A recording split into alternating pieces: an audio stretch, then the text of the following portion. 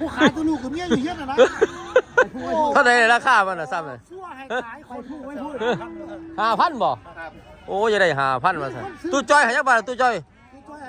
ให้4,500ล่ะเอาก็พอซื้อตัวเนาะเอาไปผูกไว้ห้วยบ่ได้เด้บ่ได้บ่ขายเอาขึ้นมาบ่ขายนี่นั่นน่ะราคาบ่ได้กันตู้จ้อยเอ้าพ่อใหญ่ยังเอาไปอยู่เด้พ่อใหญ่แล้วซื้อดีบ่ขวดก่อนแล้วก็ซื้อโอ้บ่ขายได้เพราะจะจ้อย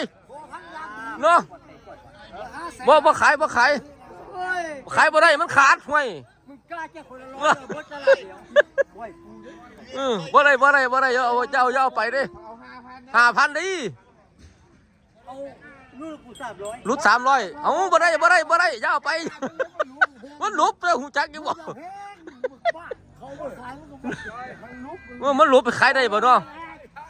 ตัวเอสมาตัดสินอยู่นี่ค่ากันอยู่300นี่ให้4,700ล่ะได้5,000ไปแล้วรุ่นบ่ยรถให้แล้ว100เดียวหันกับพ่อตัวจะเอาอยู่บ่100เดียวฮะทีมหมดไกลขายจังได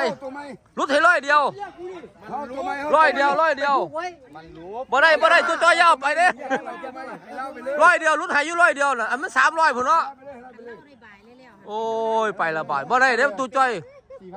900รถให้100เดียวนั่นนี่ยังมาแปดอีก900บ่ได้ดิเอาขึ้นมา900เจ้าประกล้าซื้อบ่100เดียวนึงรุดให้อยู่มันดีแล้วเราบ่ขืนแม่ขายแม่900เพิ่นว่าเอารถตู้จ้อยอย่าขืนได้ขืนบ่ได้ดิเอารถ900ก็เอารถโอ้ยค่อยตัวบ่ใหญ่นึงเนาะ900นึงเนาะกูจับจับแล้วเราได้จับแล้วว่าขายกูว่าคำเดียวเอง900มึงว่ากูเป็นคนหรือเป็นจริง